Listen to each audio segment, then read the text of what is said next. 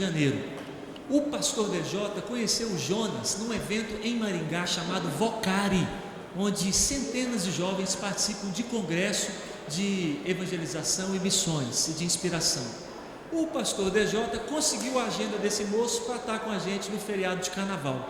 Ele é o preletor que está lá com os adolescentes. O presbítero Fabiano veio trazê-lo para ele não se perder e vai levá-lo depois do culto. Esse moço tem uma história de vida muito bonita, pelo fato de em 2011 perder num acidente as suas duas mãos.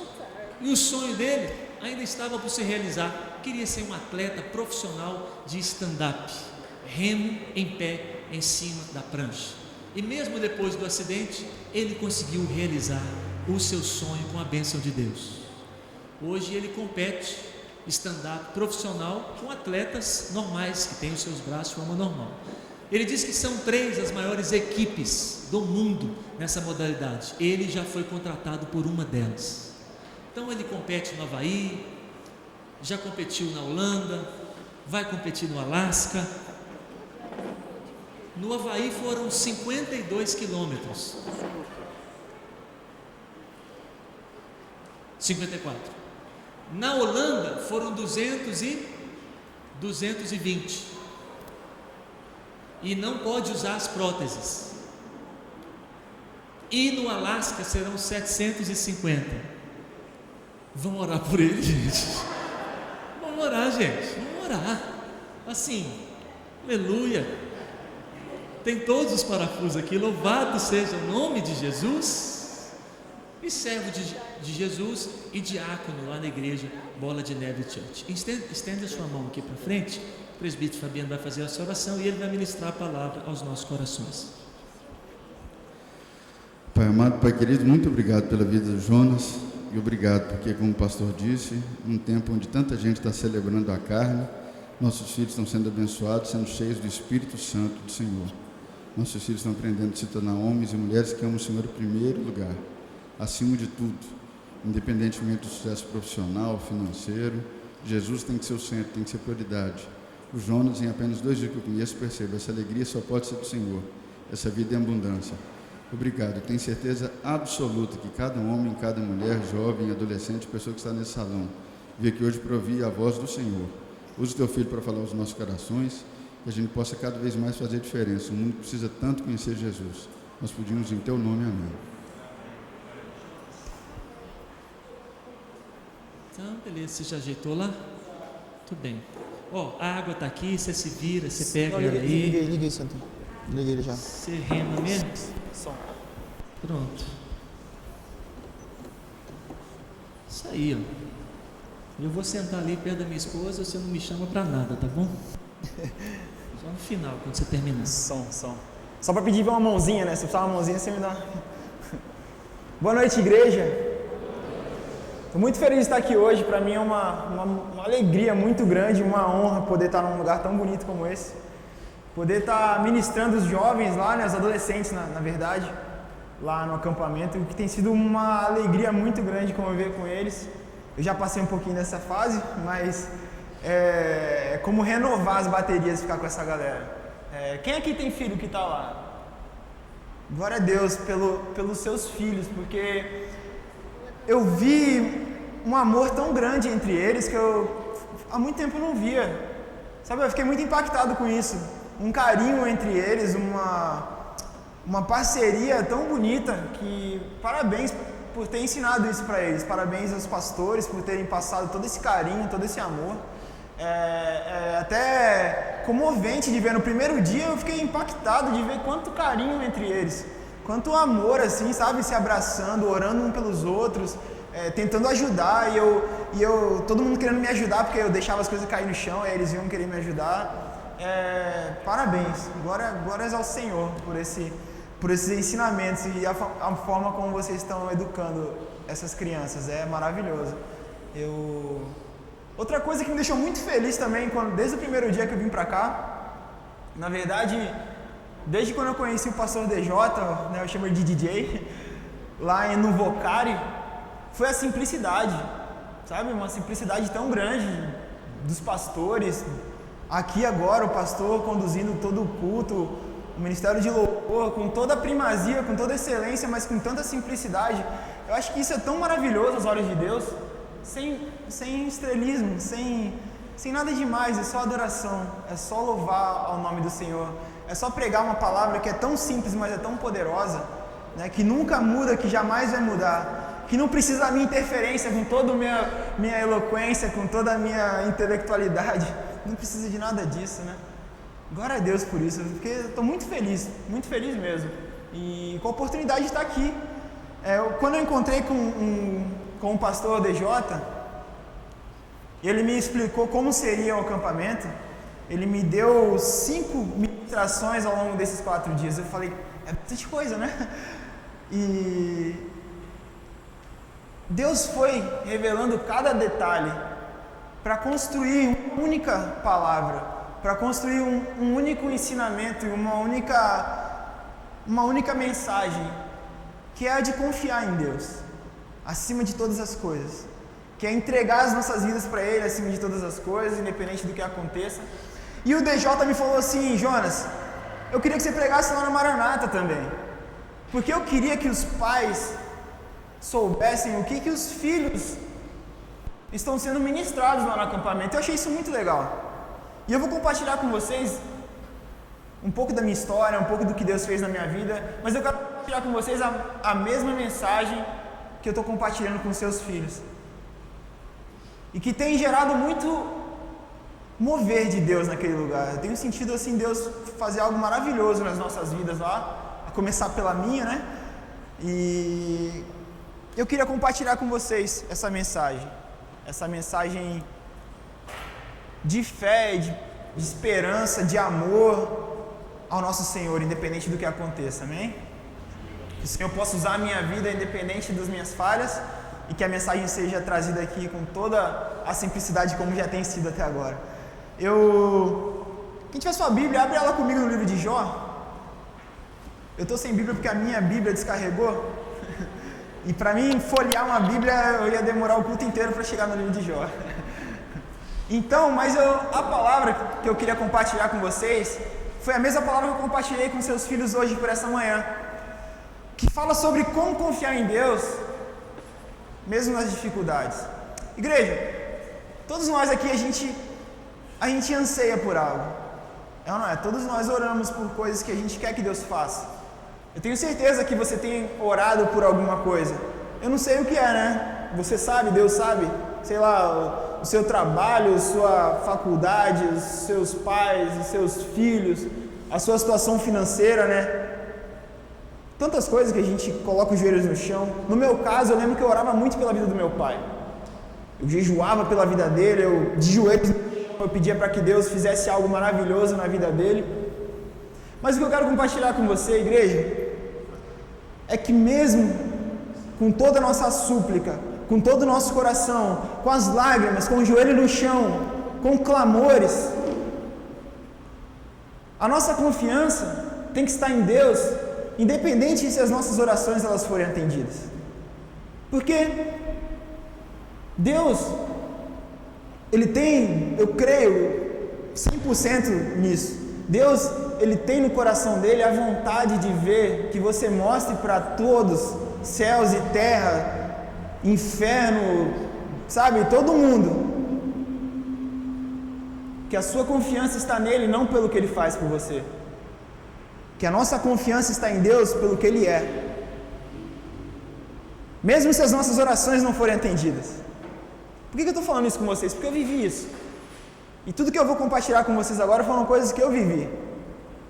E eu estou usando a palavra de Deus porque, claro, a palavra de Deus é o nosso manual e no livro de Eclesiastes fala assim, que nada se faz novo embaixo do sol, né? Que todo mundo já viveu os mesmos anseios que a gente. Todos os homens e mulheres descritos ali na Bíblia, eles viveram as mesmas angústias, eles clamaram e muitas vezes não tiveram seus clamores atendidos, eles sofreram como Jesus sofreu, como Jesus passou por todas as provações. E o que eu quero falar, igreja, é que a minha confiança, ela está em Deus, mesmo que as minhas orações não forem atendidas, amém?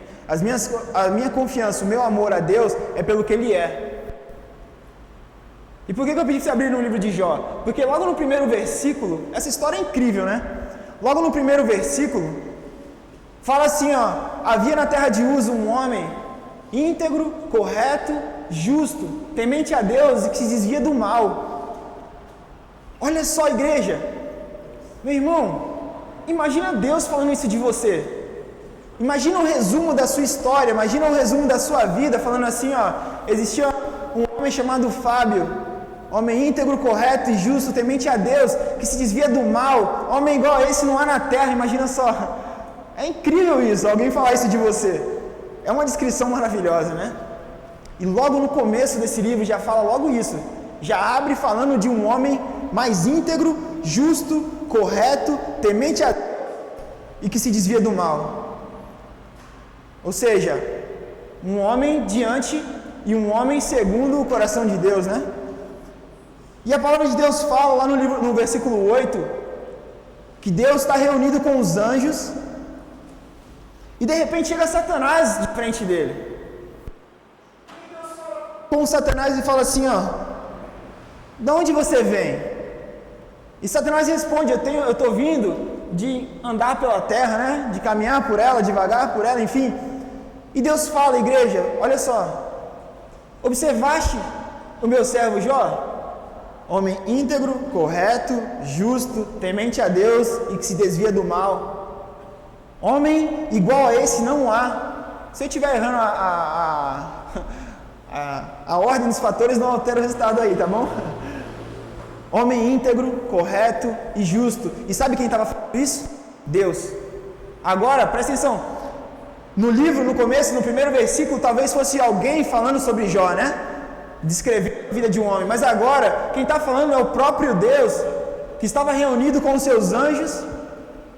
E de repente chega Satanás e Deus declara diante de todos eles que não existe homem íntegro, correto, justo, que se desvia do mal e que é temente a Deus como Jó. Olha só, igreja, é muito incrível isso para mim, porque esse é o anseio do meu coração. Um dia Deus falar algo, um terço disso sobre mim. É Deus um dia falar diante de anjos, diante de Satanás, falar assim, ó: esse é meu servo Jonas, tá vendo? Independente do que aconteça, ele vai continuar me adorando. E foi isso que Deus falou de Jó. Imagina só, Deus falando para todo mundo de um homem, o homem mais íntegro e correto da terra. São palavras de Deus, amém? Não são palavras minhas. Só que aí, igreja, onde eu quero chegar? Satanás chega para Deus e fala assim, ó: mas é muito fácil alguém te amar dessa forma. É muito fácil alguém ser íntegro, correto e justo, se desviar do mal e ser temente a você, se você cerca ele de coisas boas. É muito fácil alguém te amar de todo o coração, se você dá tudo para ele. E olha o que Satanás faz. Toca na vida dele. Tira tudo que ele tem. Toca só um pouquinho na vida dele para você ver se ele não vai blasfemar contra você na sua face. Olha como é sério isso. Satanás fala para Deus, ó: tira tudo dele, que ele vai blasfemar contra você, que ele vai amaldiçoar você na sua face. Por quê? Porque para Satanás, para o mundo, a nossa confiança está em Deus por aquilo que ele faz por nós. O mundo inteiro pensa dessa forma. Muitos cristãos também. Pensa que o nosso amor, o nosso carinho com o Espírito Santo de Deus é por aquilo que Deus faz. Mas, igreja, o nosso amor, o nosso carinho com Deus é pelo que Ele é, independente se Ele faça ou não, independente do que aconteça. E aí Deus fala assim, ó: não, tudo bem, pode tocar a vida dele, só não tira a vida, ele não vai morrer, o resto você pode tirar tudo. E o que acontece? Todo mundo conhece a história de Jó, né? Desde criança a gente conhece essa história.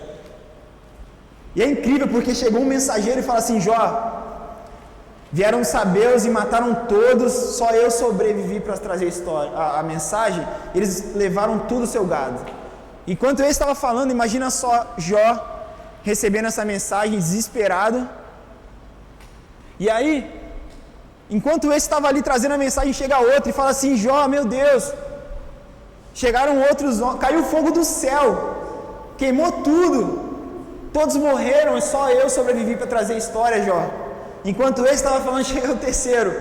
Jó, chegaram uns amorreus, se eu não me engano, algum dos Zeus aí que eu não me lembro agora. Roubaram tudo, mataram todos e só eu sobrevivi para trazer essa mensagem. Imagina a igreja, o homem mais rico da terra, do Oriente naquela época. Um homem que tinha 10 filhos, um homem que tinha muitos servos, um homem que tinha milhares e milhares de cabeças de gado, era um homem muito rico. Um homem que temia a Deus, que era correto, se desviava do mal. Um homem que amava tanto a sua família, que nas madrugadas, ele se ajoelhava diante de Deus, ele fazia sacrifícios, com medo de que seus filhos tivessem pecado contra Deus. Olha só, quantas vezes você fica de madrugada ali orando pelos seus filhos, é ou não é? Quantas vezes você está ali pedindo a Deus perdoar os erros dos seus filhos ou dos seus pais, não sei. Eu fui assim, eu orei muito pela vida dos meus pais, eu orei muito pela vida do meu pai, para que ele conhecesse o Senhor, meu amor por ele, eu queria que meu pai conhecesse a alegria que eu conheci.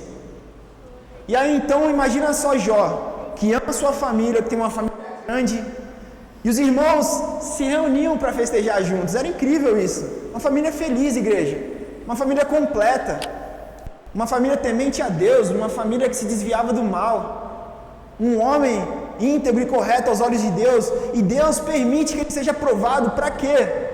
Eu entendo que é para provar para Satanás que a confiança e o amor de Jó estava naquilo que Deus é, no amor de Jó com Deus, pelo que Deus é e não pelo que Deus fazia por ele, não por Deus cercar ele de coisas boas e bênçãos e bens, não. Então Jó, no último mensageiro, chega e fala assim: ó Jó, aconteceu algo muito grave. Todos os seus filhos estavam lá festejando na casa do irmão mais velho, e veio um vento lá do deserto, do Oriente, um vento forte, capaz de derrubar a casa, e todos os filhos morreram. Imagina isso, igreja. Imagina que é perder um filho. Tem pessoas aqui que eu sei que conhecem essa dor. Agora eu imagino que é perder todos os filhos. Imagino que é perder tudo que você tem. Tudo, o que você batalhou sua vida inteira, o que você suou muito para que acontecesse, e de repente os seus filhos também se perdem, morrem no mesmo instante.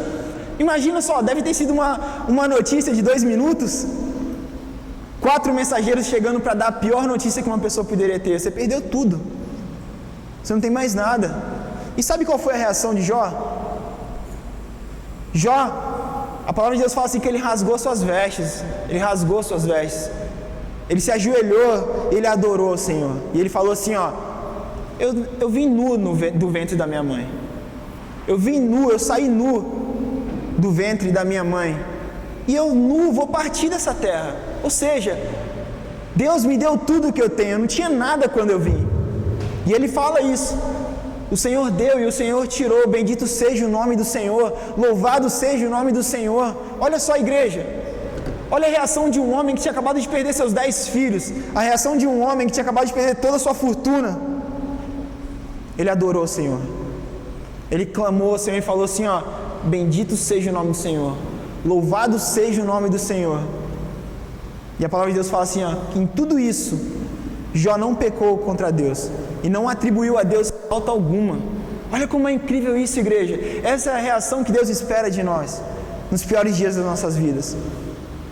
Quando Deus vier provar para Satanás, para os seus demônios, para os anjos, para os céus e terra, o quanto você ama Ele, é essa a reação que Ele espera de você, de mim. Essa é a reação que Deus espera de nós.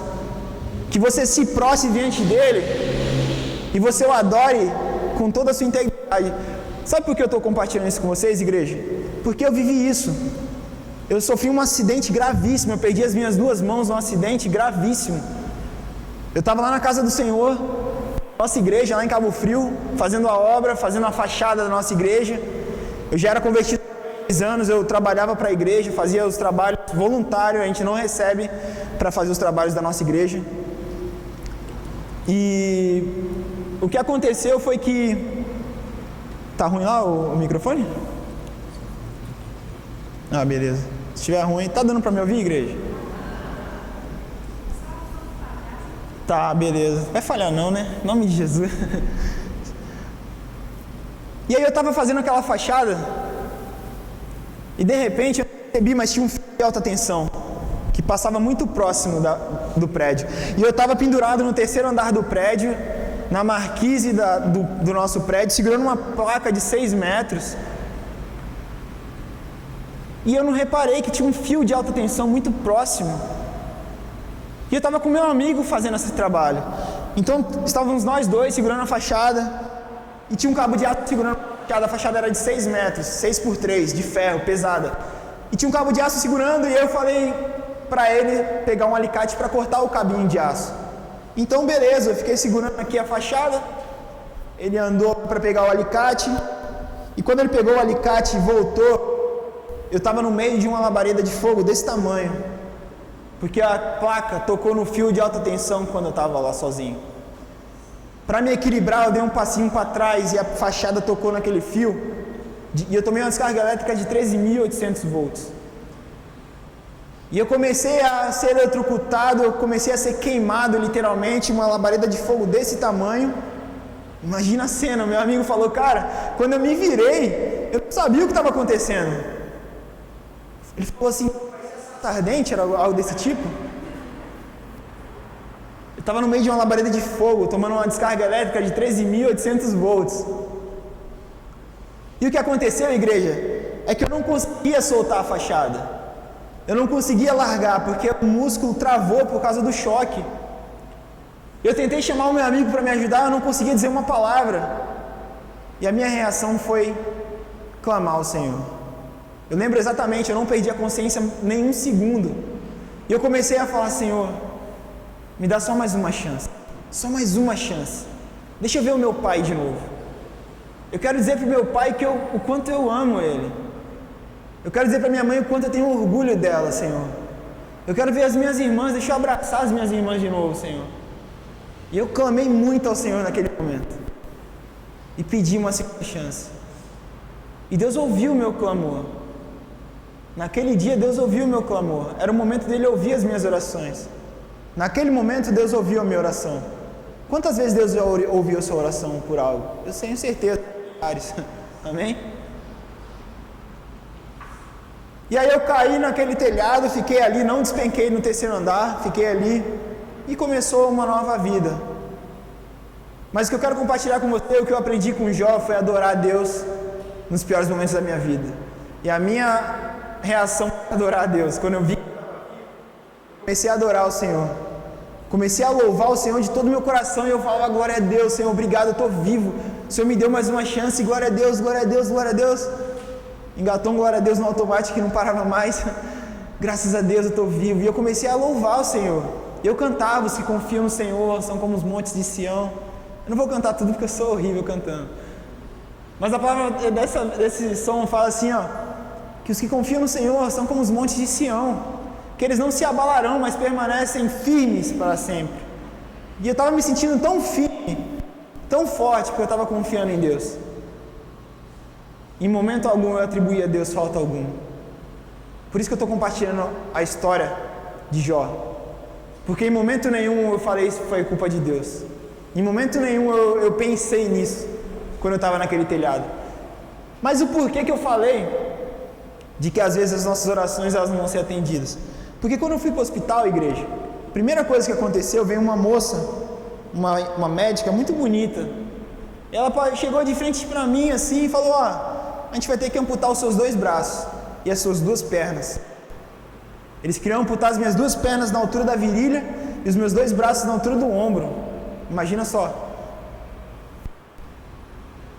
E eu falei para ela assim, ó, não, mas Deus não vai deixar que isso aconteça. Você não conhece o Deus que eu sirvo. Eu sirvo um Deus maravilhoso, um Deus de milagre. Minhas mãos, eu vou sair daqui e vou contar para todo mundo o que Deus fez na minha vida. Deus vai resgatar, vai restaurar as minhas mãos. Eu falei isso para ela. Ela, não, tudo bem. Você acreditar nisso, tudo bem. Mas provavelmente suas mãos vão ser amputadas. Eu tinha 26 anos de idade.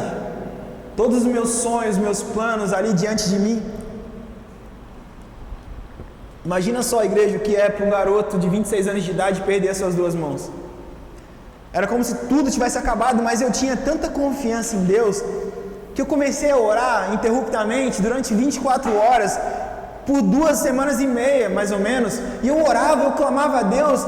Quando os médicos vinham me falar que a minha mão ia ser amputada, eu falava: irmão, Deus vai restaurar a minha mão. Eu vou sair daqui com as mãos inteiras, eu vou sair daqui firme, para contar para o mundo inteiro o milagre que Deus fez na minha vida. Eu tinha certeza disso, igreja, porque quando a gente ora e pede algo para Deus, nós temos a certeza plena de que Ele vai ouvir, é ou não é? Eu tenho certeza plena de que quando eu oro a Deus, Deus vai ouvir as minhas orações, Ele vai realizar um milagre na minha vida. E eu orava interruptamente durante 24 horas. As pessoas iam me visitar e eu ficava conversando com elas e orando, em espírito de oração. Na madrugada, eu não conseguia fechar o meu olho, porque eu orava. Eu não dormi durante mais de 3 meses depois. Mas enfim, durante essas 2 semanas e meia, eu orava interruptamente: restaura as minhas mãos, Senhor. Eu tenho certeza, Pai, que o Senhor vai... Restaura as minhas mãos, Senhor. Faz esse milagre, Pai, para a gente mostrar para o mundo inteiro. Sabe o que eu falava para Deus? Eu falava assim: Deus, um dia eu vou estar de frente da minha igreja e vou falar para todo mundo o milagre que o Senhor fez. Eu vou contar para todo mundo que o Senhor restaurou as minhas mãos, o Senhor ouviu as minhas orações. Mas sabe o que aconteceu, igreja? Eu perdi as minhas mãos. As minhas orações, elas não foram atendidas naquele momento. Não era o plano de Deus ouvir a minha oração naquele momento. Não era o que Deus queria, não eram os planos dele que eu saísse daquele hospital com as minhas mãos restauradas e normais, digamos assim. Não era. Pelo contrário, um dia em oração, Deus me mostrou que o milagre da minha vida era perder as minhas mãos. Como assim, né? Como perder as mãos pode ser um milagre?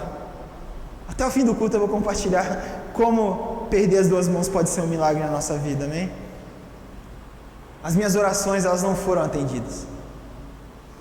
E aí, como Jó, eu tive a chance de mostrar para Deus que eu confio nele, mesmo que as minhas orações não sejam atendidas.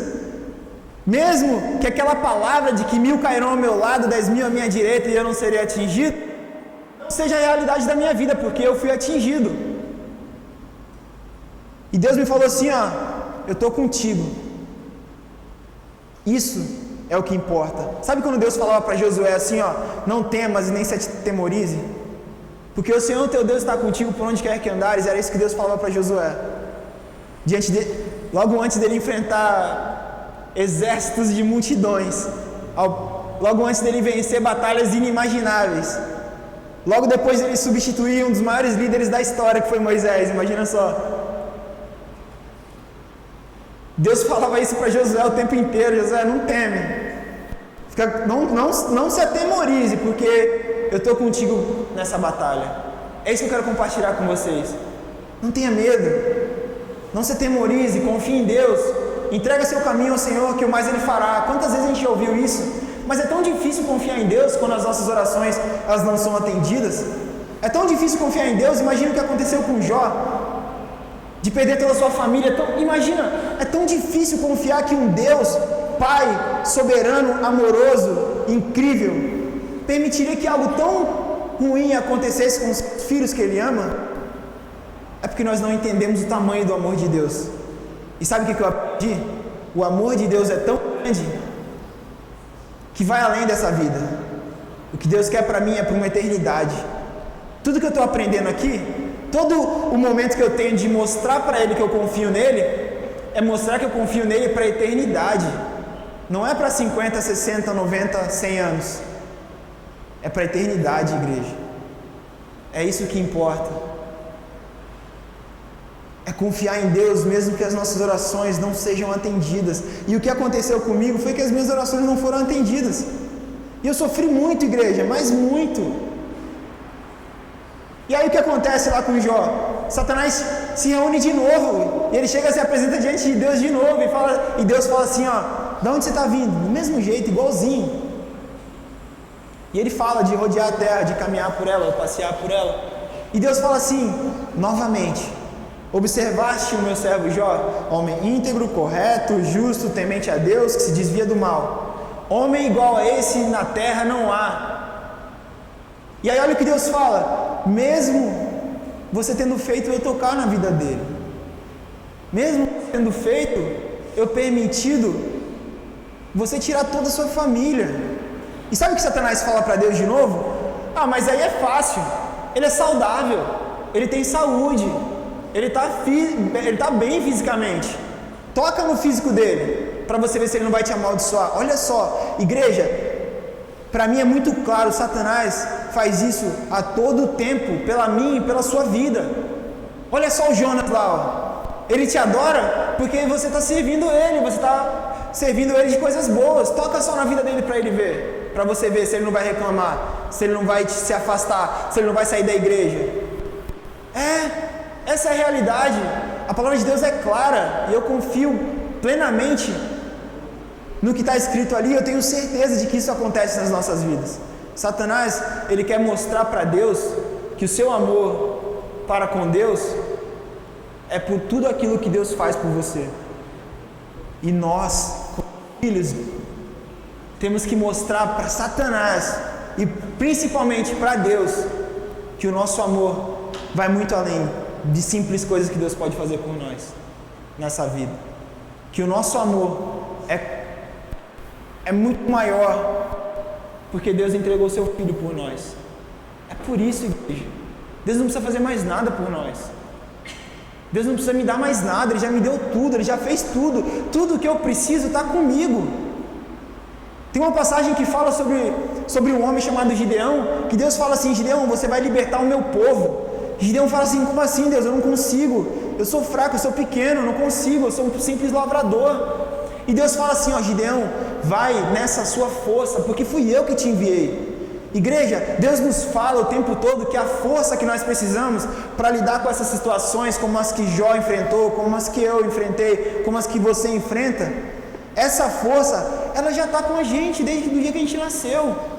A graça de Deus é a nossa maior força, é algo capaz de me tornar imparável, invencível, é algo capaz de me tornar o homem mais forte do mundo, porque eu tenho a força mais forte do mundo no meu coração. Olha como isso é incrível. Eu tenho a força do ser mais poderoso do universo. Você é filho do ser mais poderoso do universo. É muito incrível isso, igreja. Como é que eu vou me abater diante de situações pequenas? Porque para mim, tudo que acontece nessa vida se tornou pequeno porque a minha eternidade é muito maior. Quando eu fui para o hospital, igreja, quando eu perdi as minhas mãos, eu fiquei muito triste, muito triste. Perdi as minhas mãos, como assim? Minhas orações não foram atendidas, mas eu passei a confiar em Deus. Eu falei: tudo bem, Deus, se esse é o seu plano para mim, essa é a minha vida, não interessa, eu estou vivo, eu tenho tudo que eu preciso. Sabe por quê? Porque eu abri os olhos nessa manhã, simplesmente, como se abrir os olhos fosse simples, né? Como estar vivo fosse algo simples. Não é, é um milagre. Esse é o maior milagre das nossas vidas, é acordar pela manhã. Esse é o maior que a gente poderia pedir para Deus. Quando eu estava no hospital, que eu perdi as minhas mãos, as minhas orações elas mudaram, porque uma médica falou assim para mim: ó, Jonas, se você fizer tudo que a gente te falar, você vai para casa antes do Natal. Isso era em novembro, dia 10 de novembro mais ou menos. E eu falei: cara, eu vou fazer tudo, pode mandar que eu vou fazer, pode mandar, eu confio em Deus. Eu sei que, aí eu orava: Deus, eu quero passar o Natal em casa, Pai, e lá em casa o Natal é tão bom, a gente se reúne em família, vem a família do Brasil todo, se reúne na nossa casa, é muito legal, a gente vai para a casa deles às vezes, é uma confraternização muito grande em família. E eu queria muito passar o Natal em casa, eu orava para Deus, eu tinha certeza. Aí os médicos chegavam para mim assim, falavam: Jonas, no dia 20 de dezembro a gente talvez vai ter que fazer uma cirurgia. Eu falei: que nada, nessa época eu já vou estar em casa, preparando a ceia de Natal com a minha família. Vou passar o ano novo, a gente vai lá na praia ver os fogos. As minhas orações, elas mudaram para que eu pudesse ir passar o Natal, o ano novo com a minha família, mas minhas orações elas não foram atendidas mais uma vez. Eu passei Natal no hospital, ano novo no hospital, cheio de dor, depois de ter feito um dos piores procedimentos da minha vida, que foi enxertar quase 100% das minhas pernas. Igreja, mais uma vez, Deus me deu a chance de mostrar para Ele que eu confiava nele independente do que acontecesse. E tudo bem, triste, mas estava vivo, eu estava lá passando o Natal com a minha família, eu estava vivo, de olhos abertos. É isso, igreja. E sabe o que aconteceu? Deus me mostrou o pra quê disso tudo. No hospital, Deus me mostrou como e o porquê Ele ter salvo a minha vida naquele acidente. Sabe o que aconteceu, igreja? Deus me mostrou que eu podia ser luz do mundo. Deus me mostrou que eu podia ser sal da terra. Deus me mostrou que eu podia ser luz passando pelas trevas da minha vida. Olha como é louco isso. Porque num dia, a enfermeira chegou para mim e falou assim: olha, Jonas, pra vocês terem noção, igreja, eu tomava anestesia geral todos os dias, durante 2 meses, só para fazer os curativos da minha vida. De tão doloroso que era. Todos os dias eu tinha que tomar anestesia geral. E aí, um belo dia, eu estava sendo tratado pelo SUS, o anestesista faltou. E aí a enfermeira falou assim: Jonas, é o seguinte, a gente tem que fazer um procedimento que a gente vai ter que tirar o curativo. Todos os dias eles faziam isso. Quem se queima tem que passar por um procedimento chamado raspagem. Quando você queima, gera secreção, e a secreção ela vira algo ruim. Então eles tinham que raspar isso. Eu não sabia disso. Eu tomava anestesia geral nos banhos. Nem sabia o que acontecia. Quando eu acordava, eu estava todo enfaixado. Mas aí o anestesista faltou num dos piores momentos. E aí a enfermeira me falou assim: Jonas, tua perna está muito mal. E aí eu estava com risco de perder as minhas pernas. E eu falei assim: não, é para mim voltar para casa mais rápido? Vou passar o Natal em casa? Ela falou: vai te ajudar. Eu falei: não, então bora, vamos fazer. Sem anestesia? Sem anestesia. Ela falou: vai doer muito. Eu falei: não, beleza. E aí, igreja, eu fechei os meus olhos. E sabe o que ela fez? Ela me contou isso no final, quando eu estava indo embora, no último dia no hospital, quando eu já estava bem. Ela me falou assim: ó, teve um dos dias que eu presenciei uma atitude que para mim foi a atitude da pessoa mais forte do mundo. Igreja, a minha panturrilha, ela explodiu no acidente. Explodiu, literalmente. E aquela enfermeira, ela me falou que ela colocava a mão dentro da minha panturrilha para fazer o procedimento de raspagem. Imagina só, sem anestesia. E sabe o que eu fiz? Eu fechei os olhos e eu não falei nada. Eu não dei um pio. E ela fez todo o procedimento, ela fez tudo, e eu voltei para o meu quarto, confiando em Deus, de que o melhor ainda estava por vir, passando pelas dificuldades, sabendo que era necessário para que algo bom viesse para a minha vida, ou seja, que eu passasse o Natal com a minha família. Mas enfim, eu não passei o Natal, não passei o Ano Novo. Aquilo foi bom para mim? Foi porque ajudou a restaurar as minhas pernas. O que eu estou querendo dizer, igreja, é que a gente tem que estar disposto a sofrer por aquilo que a gente quer. A gente tem que estar disposto a sofrer e enfrentar as dificuldades que vão se colocar na nossa vida, independente de quão grande seja, porque nós temos objetivo, né? E o maior objetivo da minha vida é encontrar Jesus um dia, e ele falar assim, ó, me olhar na fila lá e falar: não, opa, Jonas, chega aí, você não precisa ficar na fila não. Servo, pô, você foi meu servo, meu filho, vem cá. Esse é o meu objetivo. Naquele momento, meu objetivo era voltar logo para casa, então eu estava disposto a fazer tudo. Eu estava disposto a ir além dos meus limites. E eu pude mostrar para essa mulher o que é ter uma força sobrenatural, ao ponto de não precisar de anestesia, ao ponto de enfrentar as maiores dores que eu poderia enfrentar, porque eu pude falar de Jesus para ela. Vocês estão me entendendo, igreja? Como Deus usa a nossa dor para trazer alegria para outras pessoas? Às vezes acontece, e na maioria das vezes vai ser assim, porque às vezes a gente não escuta a palavra de Deus, a gente não escuta a voz de Deus. No livro de Jeremias fala assim, ó: para de clamar, Senhor, Senhor. Deus falando: por que vocês clamam, Senhor, Senhor? Se eu mando mensageiro, se eu mando profeta, se eu madrugo, se eu dou sonhos para vocês e vocês não me ouvem. Então é necessário que algo muito grande aconteça na nossa vida às vezes, para que nós aceitemos as segundas chances que Deus nos dá. Em outro caso, eu pude, mais uma vez, ser luz na vida de uma pessoa, lá no hospital. Eu fiz um outro procedimento enxerto, eu vou falar um monte de coisa ruim aqui pra vocês, tá? Desculpa. Mas é para que vocês entendam. Para que a gente possa compartilhar, para vocês verem quanto eu sofri, o quanto Deus é maravilhoso, mesmo no meio do sofrimento. Eu fiz enxerto de quase 100% das minhas pernas. Eu tive 60% do meu corpo queimado. Então, graças a Deus, hoje quase nem cicatrizes eu tenho. Sabe o que aconteceu, igreja? Eu tive que fazer enxerto. Enxerto você tira a pele de um lugar e coloca no outro, né? E naquela época, eu não sei como é hoje, na parte que eles tiraram a pele, que foi na minha coxa direita, para colocar na minha coxa esquerda, eles colocaram um filme de plástico em volta da minha pele para a atadura não colar no ferimento, né? Faz sentido, né?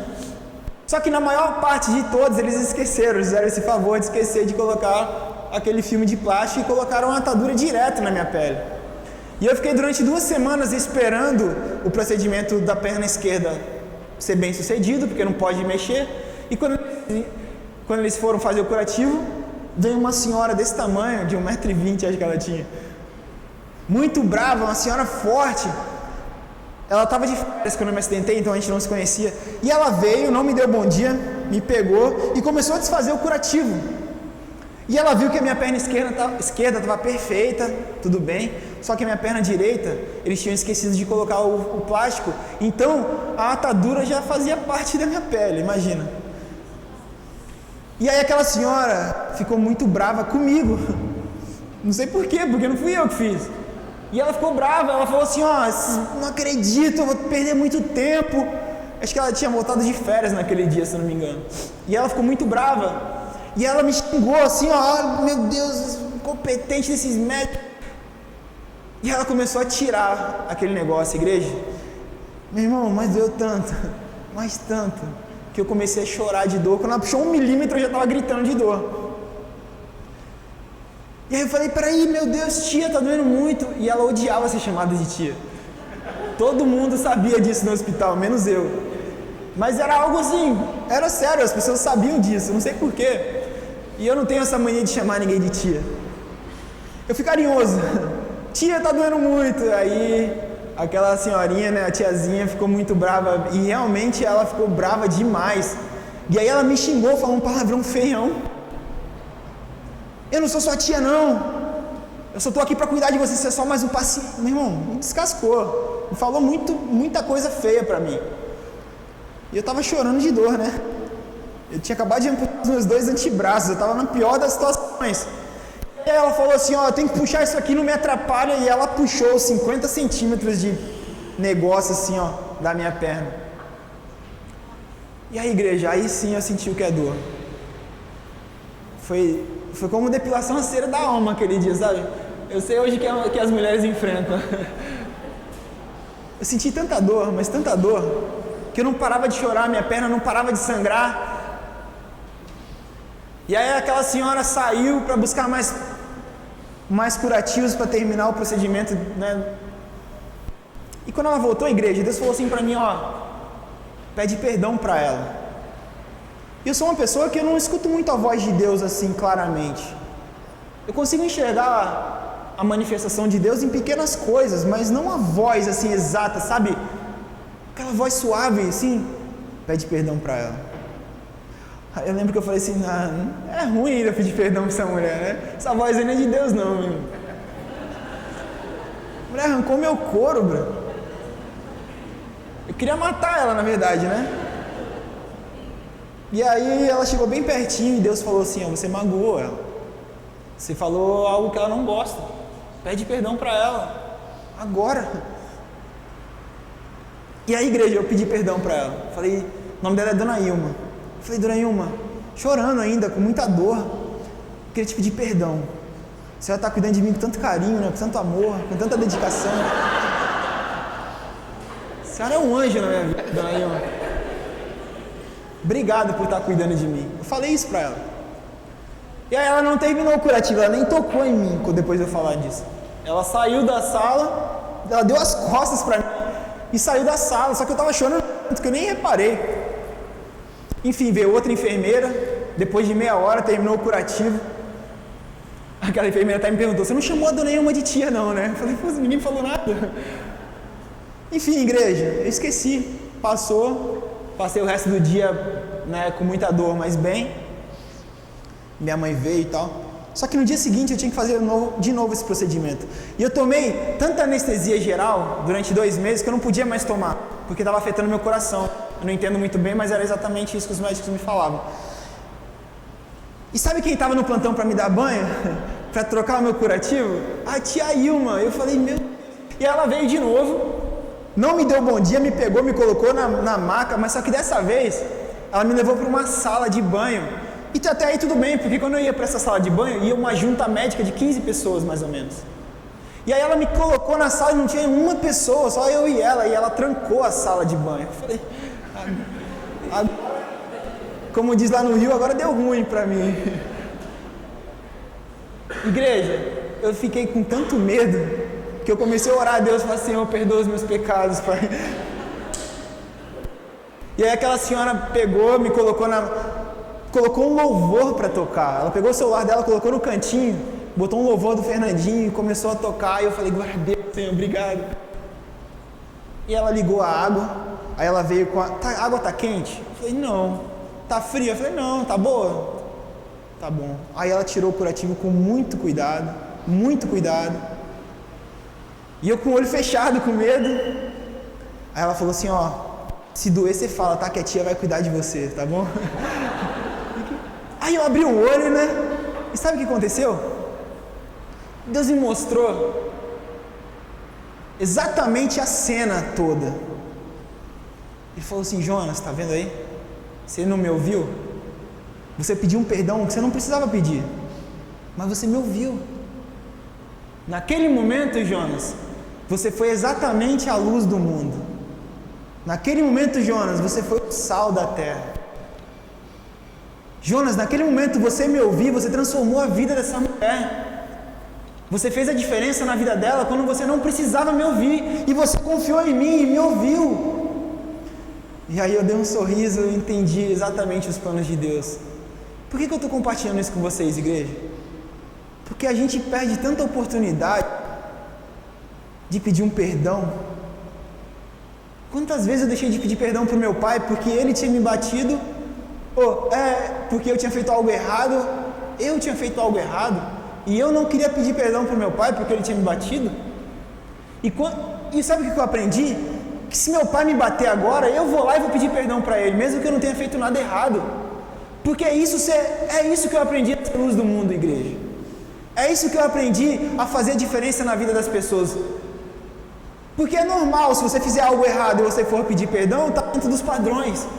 Mas se a pessoa te magoar e você for lá pedir perdão para ela não vai entender nada. Ela vai falar, como assim? Eu que xinguei ele, eu que roubei o dinheiro dele, eu que fiz algo errado para ele e ele está vindo pedir perdão para mim? Sabe por quê, igreja? Porque a gente se afasta das pessoas que a gente ama por tanta besteira. E aí lembra daquele dia lá no telhado do prédio da igreja? A única coisa que eu queria era pedir para Deus para ver os meus pais. A única coisa era ver a minha mãe de novo, ver o meu pai de novo. Deus me deu essa chance. Não vou desperdiçar isso por nada. Você acha que é porque... Cara, é orgulho, igreja, amém? É orgulho você deixar de pedir perdão para uma pessoa. E acima de ser orgulho, é perda de uma grande oportunidade de você fazer a diferença na vida dela. De mostrar de como um filho de Deus age. Amém? Aquela senhora se tornou minha melhor amiga. De todas. De todas. Aquela senhora, a tia Ilma, ela virou a minha amiga. Era engraçado que não era nem plantão dela, ela fazia questão de ir lá me tratar. Ela trocava o plantão para ficar comigo. E ela passava horas conversando comigo, eu já não aguentava mais conversar com ela. E ela ficava lá batendo papo comigo. E o melhor de tudo é que ela fazia um contrabando de doce para mim lá no hospital, que era incrível. Igreja, uma pessoa que podia ser minha maior inimiga, num dos piores momentos da minha vida, eu pude contradizer isso tudo e transformar numa melhor amiga, numa aliada. Ela morreu meses depois de eu sair do hospital. Eu nunca tive a chance de dizer para ela tudo isso, o quanto ela era importante para mim, porque ela me ensinou. Ela fez parte do momento que me ensinou para sempre. E isso, mais uma vez eu te digo, não perca as chances que Deus te dá hoje. Porque hoje, igreja, hoje, agora, é tudo que a gente tem. Eu estava no telhado da igreja, o lugar que eu achava que eu estava mais protegido do mundo, fazendo uma obra no domingo, voluntário, e eu quase morri. Eu perdi as minhas mãos. E talvez eu não voltasse para casa para dizer para minha mãe que eu amava ela. É ou não é? É assim. A palavra de Deus fala que a nossa vida é como um vapor, que agora você vê e 1 segundo depois você não vê mais. Então eu não posso perder as chances que Deus me dá. A gente não pode perder as chances que Deus nos dá de mostrar para céus e terra o quanto a gente confia nele. Entrega seu caminho ao Senhor, confia nele que todo mais Ele fará. É isso que Deus nos diz, igreja. Quando eu saí daquele hospital, eu me senti a pessoa mais vitoriosa do mundo. Mais vitoriosa do mundo. E aí sabe o que aconteceu? Eu fui tentar beber um copo d'água, sozinho, na primeira noite. Olha que engraçado, voltar para casa foi o dia mais feliz da minha vida. E aí eu vou tentar beber um copo d'água, deixo o copo d'água cair no chão, e aquilo... Eu aprendi porque um copo d'água pode ser uma tempestade, porque se tornou o pior dia da minha vida, porque naquele dia eu me enxerguei como um inválido, naquele dia eu me enxerguei como um deficiente físico, como uma pessoa que é incapaz, como uma pessoa que não é capaz nem de beber um copo d'água, e aí minha mãe tinha que acordar para me ajudar, imagina só, aos 26 anos de idade. Era horrível, e o que aconteceu? Eu fiz algo que eu jamais deveria ter feito, que eu parei de confiar em Deus. Eu não confiei mais em Deus, e eu perguntei para Ele o porquê. E perguntar para Deus um porquê abriu um portal para milhares de outros porquês. Ao ponto de eu estar querendo tirar minha própria vida. Ao ponto de não querer mais viver. Olha como é confuso isso, igreja. E um dia eu sou tão grato e tão maravilhado com a vida que eu tenho. Eu sou tão satisfeito simplesmente por estar vivo, que no outro eu estou querendo me matar. Olha só, que no outro eu estou querendo tirar minha própria vida, e eu esqueço dos milagres que Deus fez, eu esqueço das maravilhas que Deus fez na minha vida. Como assim? Que memória fraca é essa? Que ingratidão é essa, ao ponto de esquecer os milagres que eu tinha pedido para Deus? Há poucos dias atrás Ele realizou. Eu estava vivo, independente se Ele ouviu as minhas orações para restaurar as minhas mãos ou não, independente se Ele ouviu as minhas orações para passar o Natal em casa e o Ano Novo ou não, independente disso tudo, eu estava vivo. Esse é o maior milagre de todos. E aí eu já estava querendo tirar, eu já estava querendo abrir mão do maior milagre de todos. Olha só, sabe o que acontece? A murmuração, reclamar, faz com que a nossa cabeça se embaralhe e a gente perca o controle. Sabe por quê? Quando Moisés estava com aquele povo lá no Egito, quando Deus livrou Israel da mão do Egito, Moisés estava com os hebreus, o que acontecia o tempo inteiro? Eles reclamavam, e reclamavam, e reclamavam. Eles reclamavam de tudo. E aí teve um dia que Moisés falou assim: vocês não estão reclamando contra mim, vocês não estão reclamando contra Arão, vocês estão reclamando contra Deus, porque foi Deus que te colocou aqui. Lembra da palavra de Gideão que eu acabei de citar lá atrás? Vai na sua força porque foi eu que te enviei. Moisés tinha acabado de falar isso, ó. Não é contra mim, não é contra Arão, é contra Deus. Então, igreja, a murmuração, a reclamação que a gente faz é totalmente direcionada para o céu. E isso gera uma confusão ao ponto deles quererem voltar para o cativeiro. Era melhor ter morrido lá, ó, nas mãos do faraó, do que viver livre. Olha só como é confuso isso. E sabe o que eu aprendi, igreja? Que a terra prometida estava tão próxima deles, estava tão ali, era tão perto. Alguns estudiosos falam que eram poucos meses, fácil. Eles ficaram 40 anos. E a maioria deles, só 2, conseguiram alcançar a promessa que Deus tinha.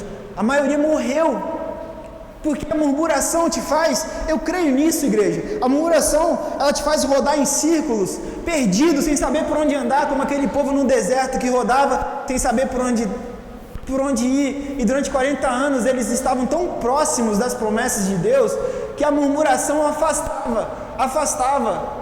E por que eu estou compartilhando isso com você? Porque a minha vida estava ali diante dos meus olhos, o meu sonho era estar vivo, e estava tudo ali, ó, os meus planos, e reclamar contra Deus me fazia retroceder.